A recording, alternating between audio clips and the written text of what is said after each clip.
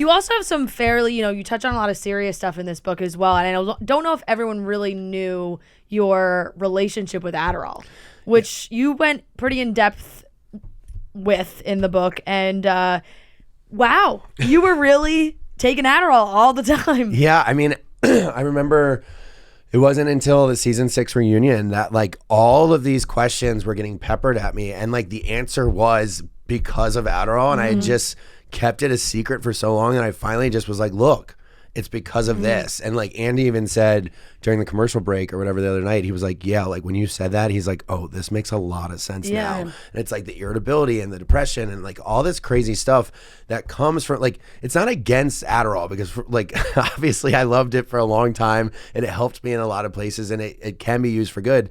But what we're seeing and the responses I've gotten ever since that reunion is that, yeah, it was good in people's lives for a while. But now that they don't have a test to study for, it's something that they just can't. They didn't even realize that how dependent they were on it. And, I've had some like kind of famous people and some successful like athletes and stuff like reach out and be like, hey, this affects my relationship with my wife or my husband and my kids. And like, I've never like looked in the mirror until you said it on the reunion. So I was like, fuck it. Like, if I can help someone by telling my story, I will. And like, once you're clean, which is such an absurd thing to say about like a pill that a doctor gives you. Because I was going to say with Adderall, it's like I think people become addicted to it, but they don't see it as an addiction because it's Adderall. Right. Or like weed. Like people are like, it's just weed, it's just Adderall. It's like, no, but you can actually become addicted to it. Like you're taking it as a happy pill now to take your mind off other stuff. And so I was like, look, there's no like shame in it at all. And I just was really open and like when I read the line that's like, and then I did what every addict's done in history and I started to hide pills around the house so Naomi wouldn't hear me open the bottle. I was like, Craig, you were a lot, like you were way deeper into Adderall than you realized. Ever acknowledged. And it is just one of those things that people don't they just don't realize that might be the source of a lot of the other issues in their life because it's such a temporary fix. And man, is it hard to fucking get off, get off it. But basically after the Bahamas when I got clean, but then I came back to film the show, I was like, fuck, I can't do a scene without taking Adderall. And then eventually I ran out and then I kept procrastinating calling my doctor because I didn't have an Adderall to make me call my doctor. Yeah. And eventually, I got a week, 2 weeks off, 3 weeks off, and it just happened. But was it one of those things where it just made you feel like you talked more and like were able to, whatever. I'll tell you. Sometimes you have to talk about things you don't fucking care about. And it was like, it's like Catherine Thomas or something. And you're like, and then I would take my little pink pill and I'd be like, actually, while I have you. An MLA formatted essay about how I feel about these two.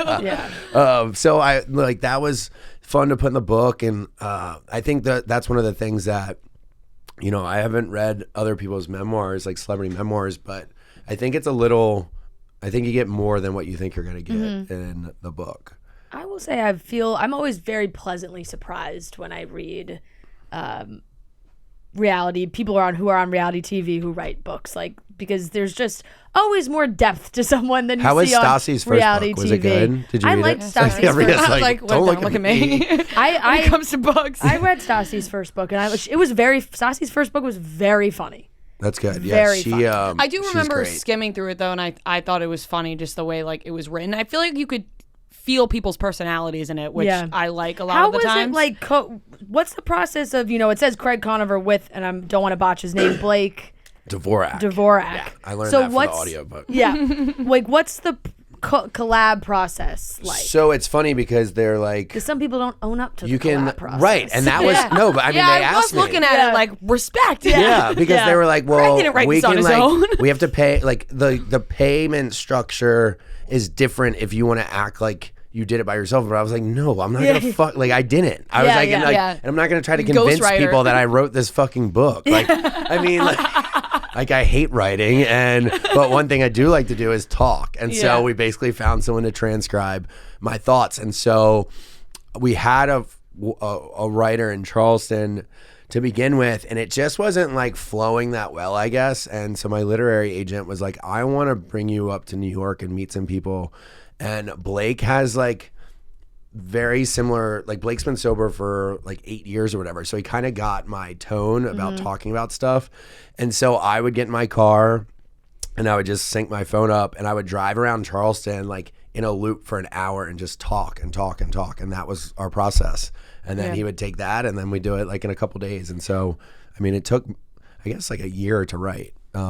I think it's really great that you just admitted that right there. The fact that they were like, the payment structure is going to be different, because now you realize all the people that are like saying like they wrote a book and you know for a fact they didn't write it, and you know someone helped. And you're like, oh, they were just greedy and took the other payment plan. Yeah.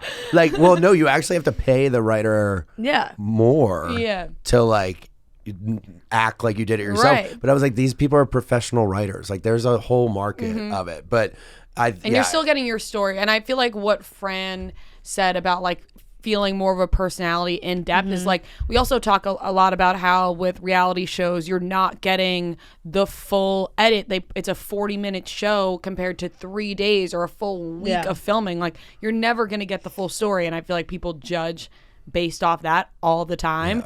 And they kind of forget like, you guys are real human beings. Like they don't realize, we talked about this yesterday with some bachelor people, that people don't like put themselves in your guys' position ever and are like, well, what if someone followed me around with the camera all the time? Would I look great in a fight? Probably not. Like, I mean, it's true, because I mean, especially with the backlash with Austin right now, but I mean, whatever. He's, that's one thing. But the people are so cruel about it, though. Like, yeah, he fucked up. Like, he's an idiot sometimes, but we all are. And like, like even with me, the fact that it turned so fast. So I went from like being, everyone was like, rooting for Craig and Paige, and then like overnight, people were like, kill him, and I was like, oh my gosh.